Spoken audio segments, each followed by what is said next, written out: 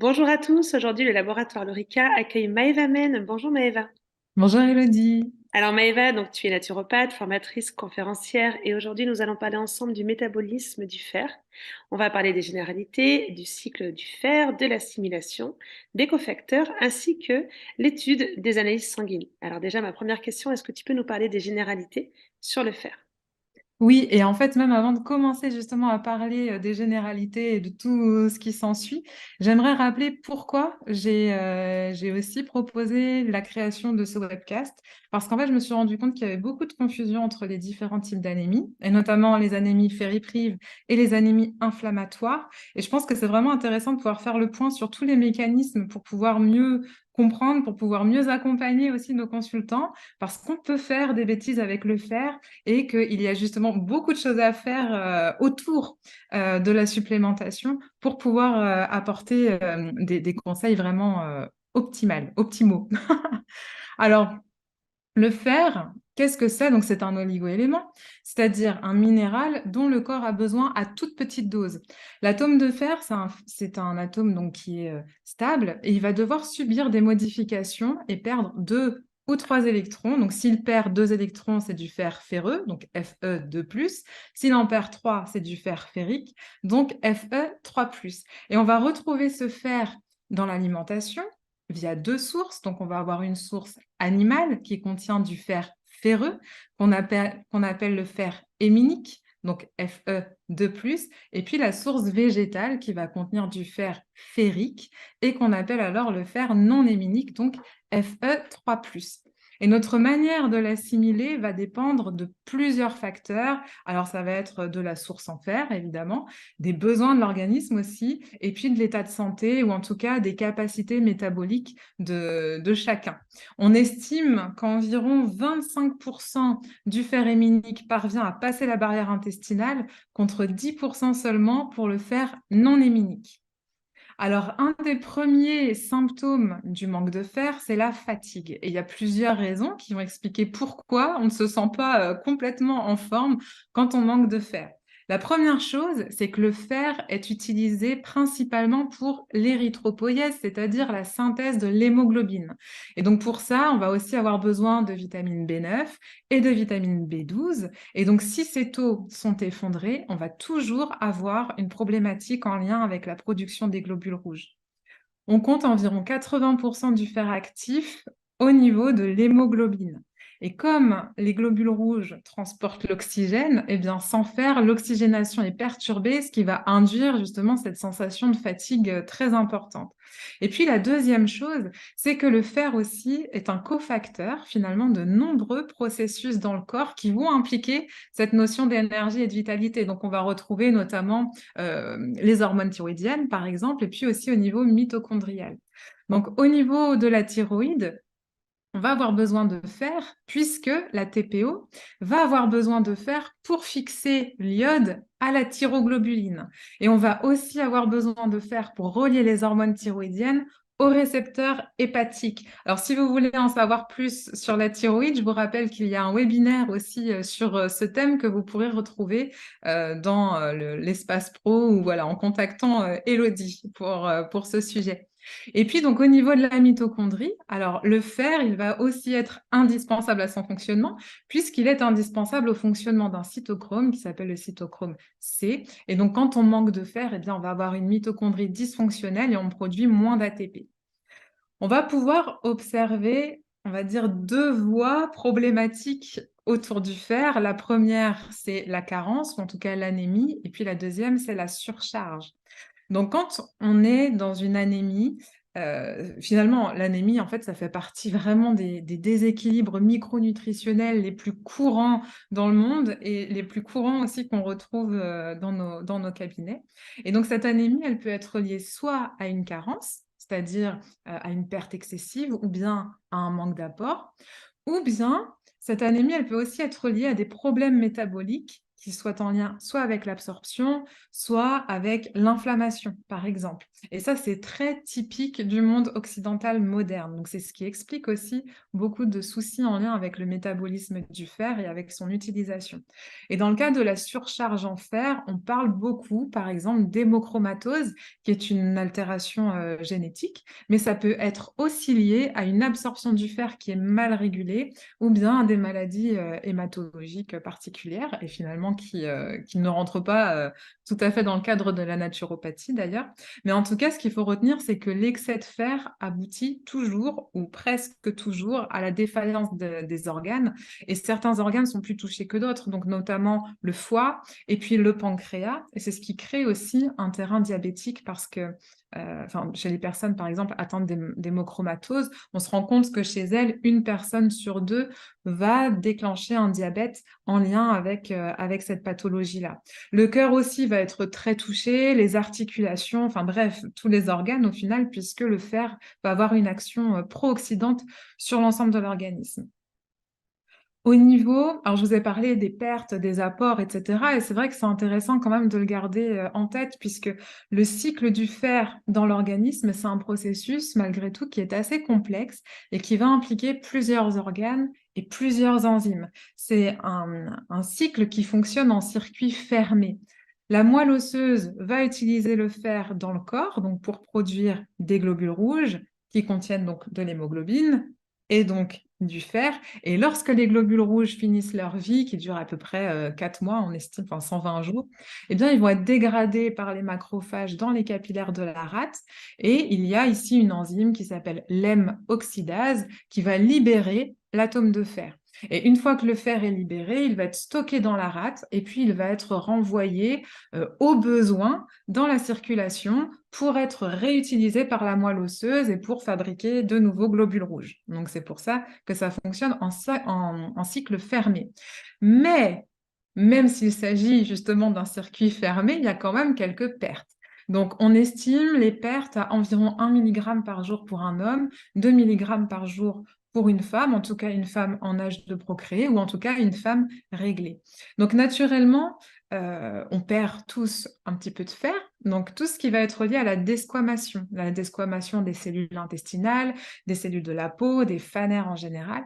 Donc forcément, s'il y a une inflammation intestinale, avec une desquamation qui va être plus importante, eh bien très souvent, on va se retrouver avec une perte de fer associée. Ou même tout simplement, alors quelque chose auquel on ne pense pas, on ne fait pas forcément le lien, mais les hémorroïdes aussi peuvent poser problème à ce niveau. Les sportifs de haut niveau aussi peuvent être très embêtés par ce phénomène puisqu'il y a ce qu'on appelle ce phénomène d'ischémie reperfusion qui va sursolliciter les entérocytes et donc on peut avoir aussi une perte de fer à ce niveau, sans compter que les sportifs de haut niveau souvent sont des personnes qui transpirent beaucoup et on a aussi des pertes par là, donc on peut également y penser pour les personnes qui travaillent, enfin voilà, qui transpirent beaucoup ou bien qui travaillent en plein cagnard, voilà, comme les maçons, les charpentiers, etc. Quand il y a une carence en fer sur ce type de profil, ça peut nous alerter. Il y a une autre cause qui est bien plus évidente, c'est à chaque fois qu'il y a un prélèvement de sang, que ce soit pour une prise de sang, pour un don du sang, etc., surtout quand c'est répété, évidemment, ça va faire baisser le stock de fer. C'est pour ça que dans l'hémochromatose, puisqu'il y a surcharge en fer, on propose ce type de traitement, entre guillemets, finalement, qui est la saignée. Alors, chez la femme, bien sûr, eh bien, on va pouvoir rajouter tout ce qui est lié aux pertes menstruelles, puisque ces pertes-là couvrent environ 20 à 50 millilitres et représentent 8 à 20 milligrammes de fer. Donc, on va pouvoir aussi éveiller notre vigilance quand il y a un port de stérilet au cuivre. Pourquoi? Déjà parce que le stérilet va créer une inflammation locale, c'est aussi le but de la manœuvre, et donc il va majorer très souvent les pertes de sang. Mais aussi parce que le stérilet au cuivre, il est au cuivre, et le cuivre est en compétition avec le zinc et avec le fer. Donc ça va être vraiment important justement de vérifier ça. Et puis pendant la grossesse, évidemment, hein, on va avoir une augmentation de l'érythropoïèse avec des besoins qui sont accrus pour le fœtus. Et en fait, à la naissance, le bébé possède le fer qui provient majoritairement du dernier trimestre de grossesse. Donc, c'est là où la maman lâche tout son fer et le fœtus est très, enfin, le fœtus, le bébé est très gourmand en fer, le placenta aussi, et on va en perdre beaucoup au moment de la délivrance. Donc, c'est une des choses qui explique aussi la dépression postpartum. Alors, évidemment, il y a la composante hormonale, mais c'est aussi parce que c'est lié à une perte très, très, très importante en électrolytes. Et puis, il va y avoir tous ces phénomènes de réparation, de préparation à la lactation, enfin à l'allaitement, qui demandent aussi beaucoup de ressources. Et puis, ce fer-là, c'est aussi un cofacteur hyper important au niveau des enzymes qui vont agir sur les métabolismes hormonaux, sur les neurotransmetteurs. Par exemple, on va en avoir besoin pour convertir la tyrosine en L-dopa, le précurseur de la dopamine, ou bien pour convertir le tryptophane en 5-HTP, qui est le précurseur de la sérotonine. Donc ça peut être intéressant, pourquoi pas, de vérifier le fer ou même la thyroïde, vous savez, mon affection pour la thyroïde, en postpartum ou même en cas de burn-out. Alors pour compenser toutes ces pertes, bah, qu'est-ce qu'on peut faire? Évidemment, on va avoir besoin d'apports. Donc si on perd chaque jour en moyenne 1 à 2 mg de fer, pour compenser les pertes, on n'a pas seulement besoin d'1 ou 2 mg de fer dans l'assiette, puisqu'on ne va pas tout assimiler. Donc on va avoir besoin environ 10 à 20 mg de fer à peu près dans l'alimentation, et puis ça va dépendre évidemment en fonction des sources où on les trouve. Et donc, je vous ai préparé aussi des petits tableaux pour les besoins et comprendre où il est le mieux assimilé. Voilà, normalement, on a le partage. Euh, et donc, normalement, une alimentation équilibrée va apporter entre 15 et 20 mg par jour. Et donc, à la limite, moi, ce que je vous recommande, c'est plutôt que de regarder des tableaux des aliments les plus riches en fer, il vaut mieux regarder les tableaux des aliments qui proposent la meilleure absorption de fer. Donc, par exemple, on voit, j'arrive plus à switcher les pages, tant pis. On voit sur le petit tableau là à droite que finalement, on va assimiler 20% du fer qui est contenu dans le foie ou dans la viande de bœuf, ou la viande de canard aussi, qui est une viande excellente en qualité, on pourrait dire, de fer, alors qu'on absorbe seulement 1 à 2% du fer contenu dans les épinards, par exemple. Donc, Popeye, tout ça, bon. Ça permet de prendre du recul aussi par rapport à tout ça et par rapport au tableau qu'on nous présente habituellement. Très bien. En effet, c'est très intéressant, de se rendre compte que la quantité de fer compte, mais effectivement l'assimilation, il faut et absolument, en tenir compte. Bien, merci beaucoup, pour tout ça. Donc justement, est-ce que tu peux nous parler de cette assimilation du fer et nous parler du métabolisme du fer? Comment voilà, comment tout ça, se passe? Est-ce que tu peux, voilà, nous rentrer dans le détail?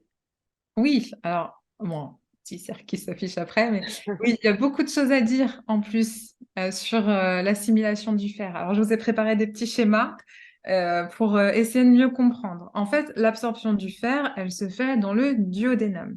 Et cette absorption, elle va être légèrement différente selon s'il s'agit du fer végétal ou du fer animal, justement. Donc, le fer végétal, il est sous forme, comme je vous l'ai dit tout à l'heure, Fe3+. C'est-à-dire que c'est un ion trivalent qui va demander une capacité métabolique beaucoup plus importante parce qu'il va falloir le transformer en Fe2+, grâce à l'action d'un cytochrome particulier qu'on va retrouver au niveau du duodénum et qui est le cytochrome B réductase duodénal. Donc, sur le schéma, là, il est écrit D-cyt B. Enfin, vous le verrez aussi comme ça dans les livres d'anatomie.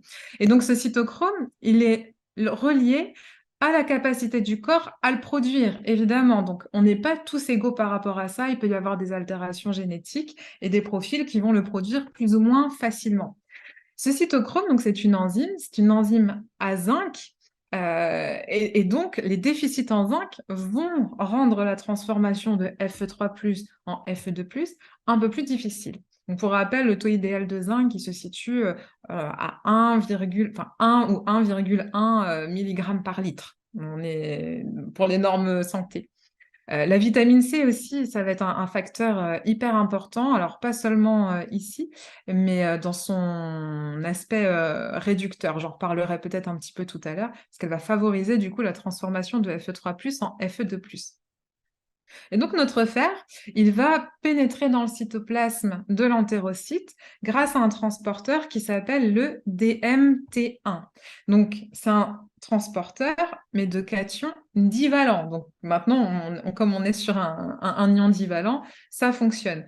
Mais le problème, c'est que tous les ions divalents veulent prendre le même transporteur. Ils veulent tous monter dans le même bus. Donc que ce soit le cadmium, le plomb, le zinc, justement, le cobalt, le manganèse, etc., etc. Et donc, il peut y avoir une compétition aussi à ce niveau parce que ces transporteurs permettent l'entrée de tous ces minéraux. Alors, ça signifie aussi, peut-être que vous me voyez venir, mais que le fumeur va surcharger tous ces transporteurs en éléments qui ne sont pas intéressants et qu'on va retrouver justement dans le tabac, enfin, ou dans le complexe cigarette, qui n'est plus que du tabac. Et donc, il peut y avoir une déminéralisation chez le fumeur, c'est souvent le cas, et aussi une carence en fer. Donc, ça peut être intéressant d'aller voir de ce côté-là.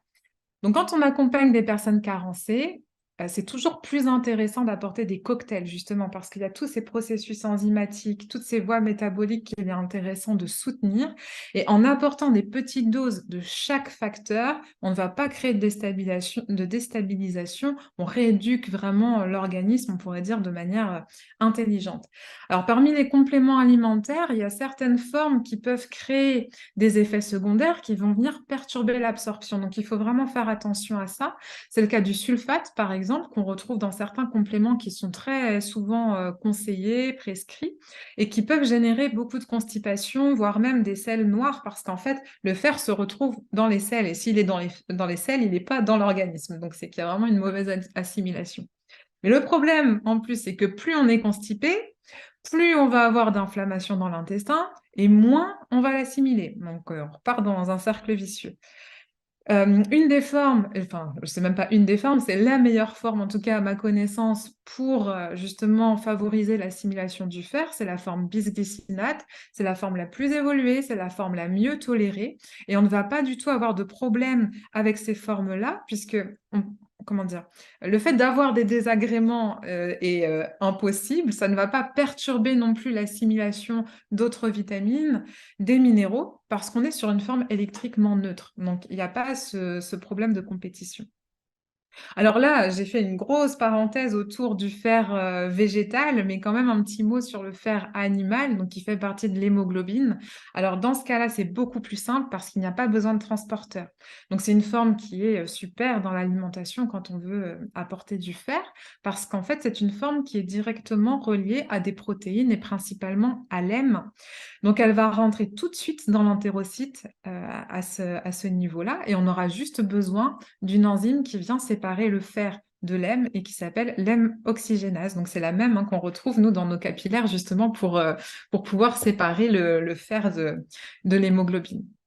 Donc, au niveau de l'entérocyte, qu'est-ce qui se passe? Alors, le fer ferreux, il va se retrouver soit stocké, soit envoyé dans la circulation.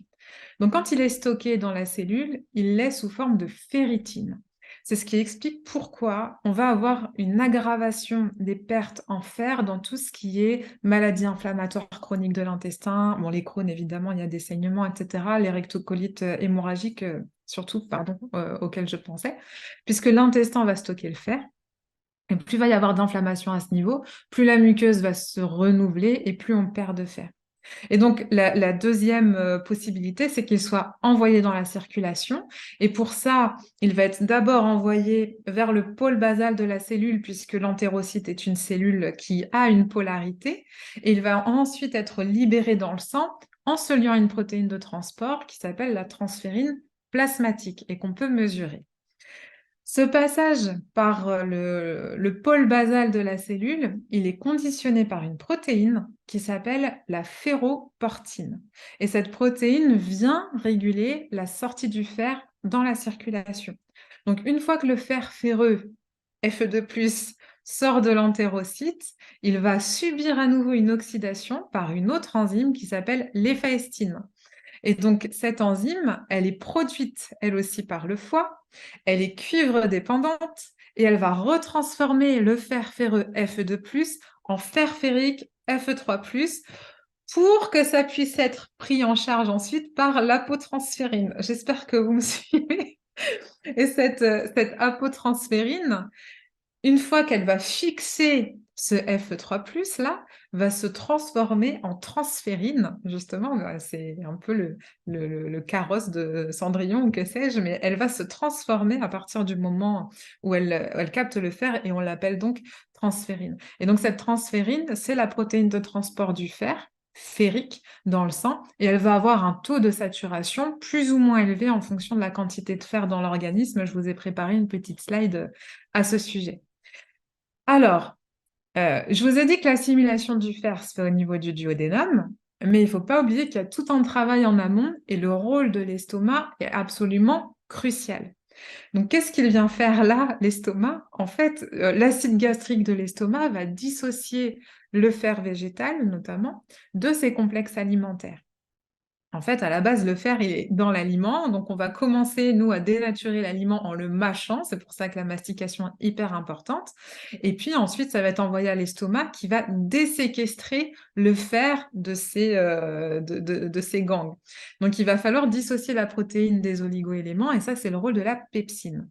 Et puis on va avoir un deuxième effet en lien avec l'estomac, c'est que une fois qu'on a récupéré le fer, l'estomac va devoir le ioniser. Et donc, on va avoir besoin d'un taux d'acide chlorhydrique qui soit suffisant. Donc, si on est en hypochloridrie, par exemple, là, ça va poser problème. Et c'est quelque chose qu'on retrouve aussi avec d'autres micronutriments comme le magnésium, comme l'iode, par exemple, quand on n'arrive pas à fixer l'iode ou en tout cas à l'assimiler.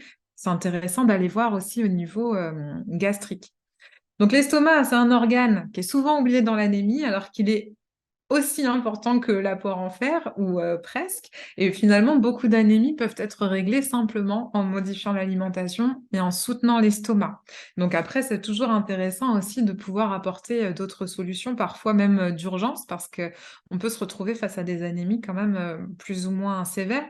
Mais ce que je voulais vous dire, c'est vraiment de retenir cette notion d'estomac, parce que finalement, dans nos entretiens en naturo, il prend beaucoup de place, il a une fonction physiologique qui est très importante. Donc pour le préserver, on va penser à la mastication, on va penser à la détente, d'activer le parasympathique, parce que sinon, on ne pourra pas avoir de production d'acide chlorhydrique. Donc on peut aussi agir sur l'axe du stress, par exemple, pour ça. Et à ce moment-là, le fer va devenir potentiellement assimilable. Mais il y a encore d'autres éléments à prendre en compte parce qu'il va y avoir aussi des éléments qui vont bloquer l'assimilation du fer. Donc tout ce qui est lacté, on va avoir aussi le café, le thé, les phytates, etc., qui vont réduire l'absorption du fer. Donc, euh, on va avoir ces éléments qui vont réduire l'absorption et en même temps, on va avoir besoin d'autres éléments qui sont des éléments réducteurs et qu'on n'a pas toujours. Dans les éléments réducteurs, on va avoir besoin notamment de vitamine C, qui est un élément qui favorise l'absorption du fer, qui est indispensable à l'assimilation du fer végétal. Et puis finalement, tout ce qui va aider à la solubilisation, parce qu'ils sont réducteurs aussi. Donc on va avoir les acides biliaires, certains acides aminés qui vont aussi aider. Et par contre, tout ce qui est lait, les dérivés du lait, le thé, le café, les bicarbonates, l'argile, tout ce qui vient tamponner l'acide chlorhydrique, les oxalates, les phosphates, les phytates vont freiner justement cette assimilation. Donc si on pense que c'est une bonne idée de manger un steak avec des pâtes pour refaire son taux de fer et puis en plus on finit avec du fromage ou un thé et un café, bah alors là, on a tout ce qu'il faut. On a les phytates dans les pâtes, on a le café, on a le produit laitier, on a tout ce qu'il faut pour freiner. Donc, c'est pas forcément la meilleure idée. Donc, il y a cet estomac-là qui est important. Il y a comment on mange l'aliment et puis il va y avoir la bile aussi qui est fondamentale. Donc, je vous l'ai dit, c'est un élément réducteur. Et c'est aussi souvent pour ça qu'on peut observer des anémies chez des personnes qui vont souffrir de constipation. Parce que la constipation, elle peut être liée à un défaut de production d'acide biliaire. Or, les acides biliaires vont aider le fer à rester soluble parce que dans l'alimentation, une partie importante du fer va être présente donc sous forme de complexes insolubles avec des protéines, mais aussi avec des lipides, ce qui va rendre plus difficile son assimilation par les entérocytes. Donc, sans acide biliaire, on n'assimile pas le fer. Et il y a une situation dans laquelle il y a très souvent des répercussions à la fois sur l'estomac et sur la production de bile, c'est ici encore l'hypothyroïdie, ou même dans un contexte plus large, toutes les problématiques de stress où on est dans une ou dans une orthosympathicotonie qui va empêcher justement la bonne digestion de se faire. Et donc, comme il n'y a pas de mécanisme actif pour éliminer le fer, cette absorption, elle doit être régulée avec le plus grand soin. Donc, elle va se faire en fonction de différents facteurs. Il va y avoir, par exemple, l'activité liée à l'érythropoïèse avec des facteurs inductifs par l'hypoxie, etc. Elle va être aussi faite en fonction de l'ampleur des stocks de fer qui vont être mesurés au niveau de toutes les cellules, donc les entérocytes, le foie, la rate, toutes les cellules finalement qui vont utiliser le fer. Et en fonction de ça, on va avoir des facteurs qui vont être émis pour permettre au corps de savoir s'il a besoin de fer ou non, et puis de réguler l'absorption. Si on est en hypoxie cellulaire, par exemple, eh bien, le corps va stimuler des voies d'absorption. Donc, il va stimuler les cytochromes, il va stimuler les transporteurs. Ça signifie que l'absorption du fer au niveau intestinal et que son passage vers le plasma va être facilité parce qu'on va synthétiser des cytochromes B-réductases. Donc, ce sont des enzymes, ces enzymes-là dont on a parlé, qui vont réduire le fer Fe3+, en fer Fe2+, et puis aussi la synthèse du DMT1, donc ce transporteur du fer au niveau de l'entérocyte. Et puis en parallèle, lors d'une carence en fer, on va avoir une absorption de fer qui augmente, et à ce moment-là, la synthèse de ferritine va être réprimée, et la ferroportine va être augmentée. Ça signifie qu'on va diminuer le stockage au niveau local avec la diminution de la ferritine et qu'on va augmenter le passage du fer dans le sang avec la ferroportine. Mais à l'inverse, quand on est en excès de fer ou que le taux est juste comme il faut, qu'on est en état d'équilibre, à ce moment-là, on va séquestrer le fer. Donc, pour rappel, hein, quand on a absorbé le fer au niveau de l'entérocyte, on est face à deux choix. Soit il est stocké sous forme de ferritine, soit il passe dans le sang par la porte de sortie, donc la ferroportine. Et en fait, cette ferroportine, elle va elle-même dépendre de plusieurs facteurs, notamment d'une hormone qui est produite par le foie et dont vous avez sûrement entendu parler, c'est l'hepsidine. Donc l'hepsidine, elle va venir se fixer à la ferroportine, elle va induire sa dégradation et du coup, ça va venir bloquer la sortie du fer des cellules qui en contiennent, donc tout ce qui est macrophages, hépatocytes, cellules intestinales. Je vous ai mis un petit schéma aussi justement par rapport à ça. Et donc, en plus de ça, cette hepcidine va avoir une action sur le DMT en inhibant l'entrée du fer dans l'entérocyte. Donc, plus il y a d'hepcidine, plus elle va fermer la ferroportine, plus le fer est séquestré en intracellulaire et plus il va s'accumuler dans la cellule.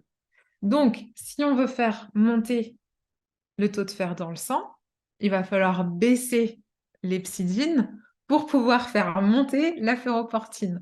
Et très souvent, quand il y a une altération au niveau du foie, eh bien, on va retrouver aussi des soucis à ce niveau-là. Donc, c'est important de le prendre en compte.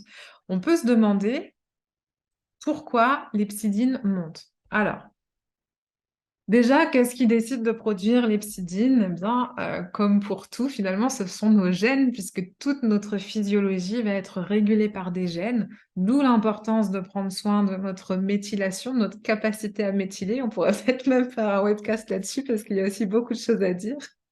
Et donc, ce gène qui va, comment dire, programmer ou gérer, réguler l'hepcidine, c'est l'hémojuvénile, ça s'appelle l'HFE1.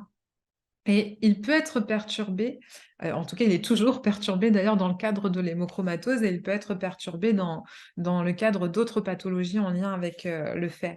Et donc dans l'hémochromatose, ce gène est complètement délétère et l'hepcidine du coup est toujours basse, ce qui fait que la ferroportine est toujours haute et donc on va avoir des problèmes dès qu'on avale le fer. Tout de suite, il va être libéré dans le plasma et on va avoir un taux de fer circulant très très élevé.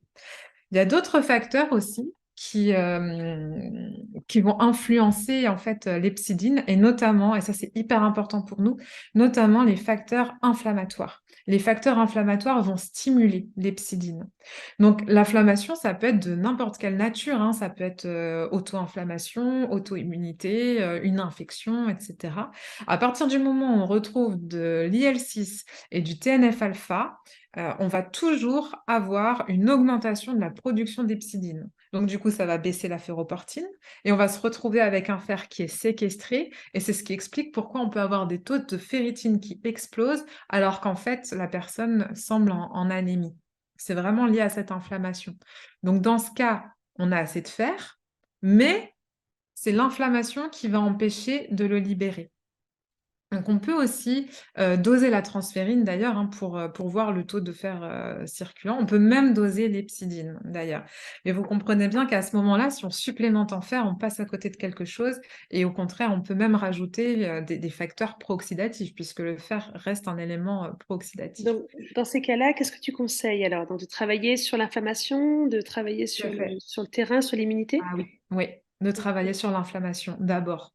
Et là, on est sûr de ne pas se tromper, c'est-à-dire que justement, en rééquilibrant les facteurs inflammatoires, on va pouvoir rééquilibrer tous ces, comment dire, tous ces éléments entre Marqueur? hepcidine, ferroportine, etc., qui permettent de rééquilibrer aussi l'absorption du fer et éviter son stockage outre mesure, quoi. Ouais. C'est très intéressant. C'est vrai que c'est une donnée que voilà qu'on ne connaît pas très bien. Donc, je te remercie beaucoup de faire la lumière là-dessus parce que c'est vrai qu'on peut vraiment passer à côté de quelque chose. Mm.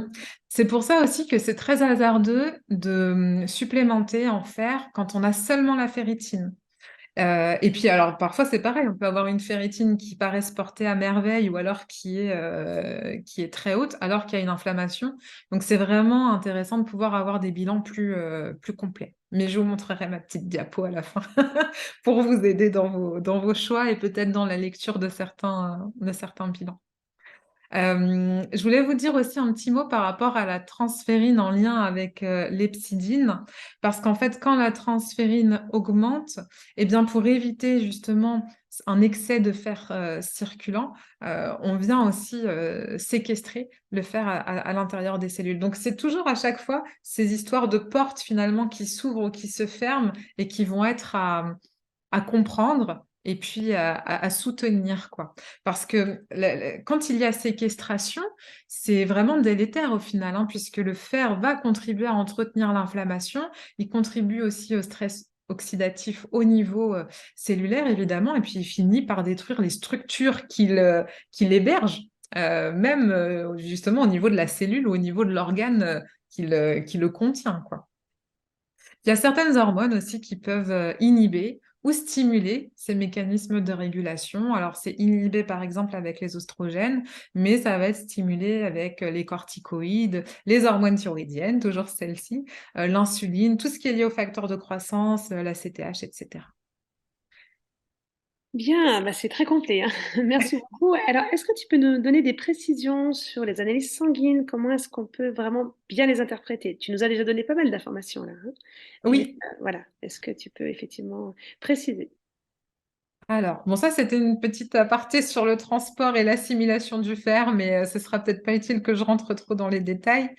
Pour les analyses biologiques, alors, je vous ai intégré ici un petit tableau qui permet justement de faire un petit peu le lien avec ce qu'on peut trouver. Les normes labo, elles peuvent être assez aléatoires en fonction, enfin aléatoires, j'exagère en disant ça, mais elles peuvent varier, voilà, d'un labo à l'autre. Donc, bon, c'est vraiment un titre indicatif avec toujours nos normes santé aussi à côté qui peut être intéressant d'avoir en tête pour essayer de les respecter.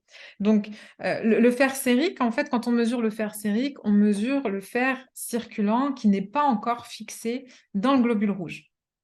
Donc, il va être par exemple abaissé évidemment au cours des carences martiales. Il peut être aussi abaissé dans les états inflammatoires puisque on va séquestrer le fer. Donc, il ne peut plus rentrer dans la circulation sanguine. Et puis, on va le retrouver augmenté dans finalement tout ce que je vous ai cité ici, donc tout ce qui est en lien avec les surcharges en fer et puis certaines pathologies. Finalement, doser le fer sérique seul, ça n'a pas vraiment d'intérêt parce que c'est une valeur qui change au cours de la journée. Alors, le fer sérique est maximum vers midi, il est minimum vers minuit. Il peut augmenter après le repas, il peut augmenter après la prise d'un traitement. Enfin, donc, le doser seul, ça n'a pas trop d'intérêt. Il a vraiment d'intérêt justement en lien avec les autres éléments. Par rapport à la ferritine, donc là, on est vraiment justement sur nos stocks de fer. Elle est souvent plus basse. Là, je vous ai mis des normes, c'est un petit peu caricatural, mais elle est comme, enfin, il y a quand même des choses à prendre en compte, évidemment, en fonction des enfants, adolescents, la femme enceinte, la femme allaitante, l'homme, etc. Enfin bref, il y a tout un panel, il faudrait creuser encore un peu plus, mais on aurait besoin de 2 fois plus de temps. Et donc, la ferritine, elle varie en fonction du genre et elle va être plus basse chez la femme que chez l'homme, même en situation physiologique normale. Quand la ferritine est basse, elle est en dessous de 15, en dessous de 12, en dessous de 10, bon, selon les labos, là, on supplémente de toute façon direct, quoi. Forcément, si elle diminue, ça évoque inévitablement une carence en fer. Euh, Elle peut indiquer d'ailleurs une carence précoce, c'est-à-dire que quand on voit que la ferritine diminue, alors qu'on n'a pas encore tout à fait de modification au niveau du fer sérique ou d'un autre marqueur, voilà, le CTFT, donc qui mesure la capacité totale de fixation de la transférine. Ces marqueurs-là peuvent être encore à des seuils équilibrés, mais la ferritine peut déjà montrer une baisse, et donc on peut se dire, ah, attention. Alors là, quand c'est comme ça, c'est très facilement rattrapable par l'alimentation, mais voilà, ça doit quand même nous mettre en état d'alerte. Donc la transférine, alors là, on est sur la protéine de transport du fer. Donc elle diminue quand il y a de l'inflammation parce que son catabolisme augmente. Elle diminue quand il y a surcharge en fer aussi parce qu'on la synthétise moins forcément. Quand il y a une insuffisance hépatique, quand il y a des carences au niveau alimentaire. Euh, alors, quand elle diminue, généralement, c'est que les stocks vraiment sont épuisés. Et bon, c'est assez tardif, donc ça doit vraiment, vraiment nous alerter. Et par contre, elle va augmenter au début d'une carence en fer, puisque justement, l'idée, ça va être de pouvoir transporter le plus possible. Donc, comme elle est produite par le foie, ça peut être intéressant justement de la doser, puisque ça permet aussi de voir comment le foie fonctionne dans tout ce métabolisme-là pour la synthèse de la transférine. Elle peut être mesurée seule ou elle peut être mesurée justement avec ses acolytes, donc le CTFT, la CTFT et le CST, donc la capacité totale de fixation de la transférine. Alors, je les ai mis, c'est la taille du bus. Et puis, le coefficient de saturation de la transférine, c'est le nombre de places prises dans le bus. Et donc, ça permet justement de voir comment se répartit ce fer, quelle est la capacité maximale de transport qu'on a et comment on utilise ce transport. Puisque finalement, c'est le transport jusqu'à la moelle osseuse. Donc, ça vient aussi parler de notre capacité à synthétiser des globules rouges grâce à la moelle osseuse. Et puis, donc, on peut aussi avoir le RSTF, donc, qui est le dosage des récepteurs solubles de la transférine et qui vont venir refléter l'utilisation du fer au moment de l'érythropoïèse. Donc, c'est vraiment un moyen de voir comment le fer est utilisé en bout de chaîne, quoi. C'est rarement dosé. Nous, c'est vrai qu'en naturopathie, on en a beaucoup moins besoin. On a d'ailleurs rarement ça dans nos bilans. Ça va servir aussi parfois à voir certaines pathologies qui sont très bien connues des hématologues. Donc, on a beaucoup moins à intervenir sur ce facteur. Mais comme c'est quand même un dosage qui peut apparaître dans certains bilans, je trouvais que ça pouvait être intéressant de le présenter ici.